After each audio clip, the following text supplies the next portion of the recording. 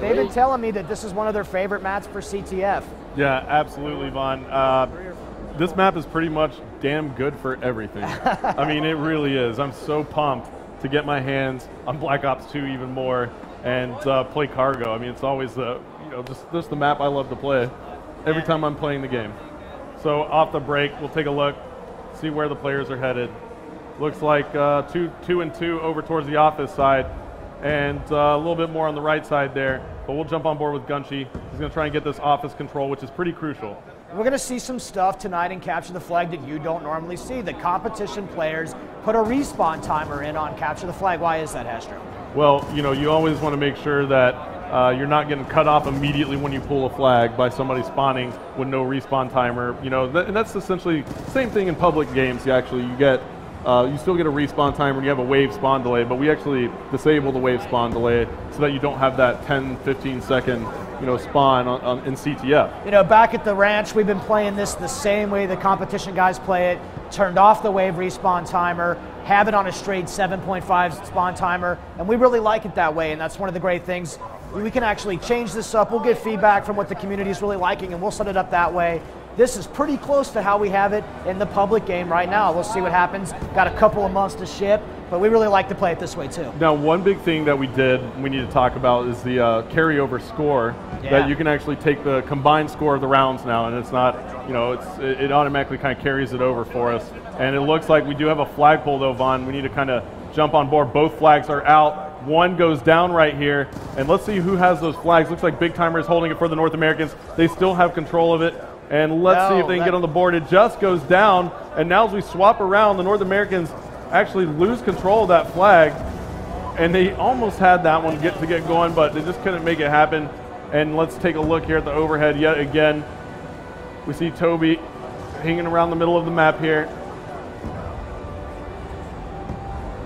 And now, Vaughn, Toby's going to kind of make a move through this office building. It's still kind of a fight for middle map control, and you see that in most CTF maps, but we did see the flags get pulled, so that's a great promising thing here for Cargo. The pros said they love playing it, and that's why we have it here.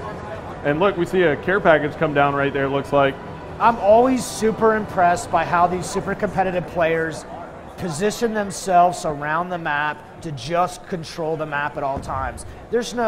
Everything they've got going on seems like it's so well rehearsed and so well practiced. We all could learn something right now. Absolutely, and Big Timer has pulled the flag for the North Americans, and Nice has pulled it for the Europeans. Let's go into a listen and listen to what the players are saying on the North American side. 20 seconds left to go. We can flag.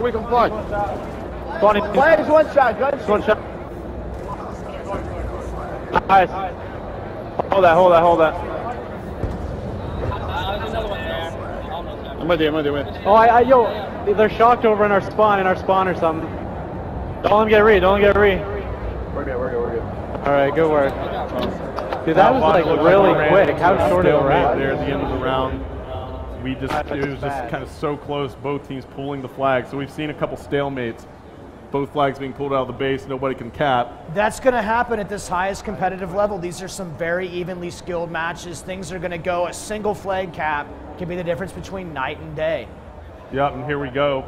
Round 2 of 2 here. As you see up in the score panel at the top of your screen, we're playing a 3-minute round, and you're going to see a shock charge come out of Karma immediately, but the Europeans counter right over the crate, and it was Gunshi taking out Karma right there, and Toby. Two-piece. What a play there by Gunshi. He actually did a great job, and let's go ahead and swap back over as the Europeans got an early pull, and Nice is moving that flag. We're on board with him. As we take a look here in third person, he's making a move with that flag. Nobody really around him for the North Americans, but wait a second, there is one player, and we'll stay on board with Nice, who picks up that kill on Merc right there. And now he gets cleaned up from behind by Karma. Let's swap on board with Karma and see what he's going to do. Karma gets the return. He gets that return, right? Yeah. So Karma gets that return, Vaughn, and now we're still at 0-0. So tell me a little bit about the skill of these players. I've never met anybody as highly skilled as these players. I really like the relays that there's the attempt to go on, the cutoffs that you see. These guys know exactly when the other team is going to spawn. They know exactly where they're going to be, so they can put them in a chokehold. And you're going to see a 1 second difference between capping and not capping in this game mode. Yeah, and now we see Merc being so sneaky right here, picking up that first kill there on Gunshi. Now he's going to make moves.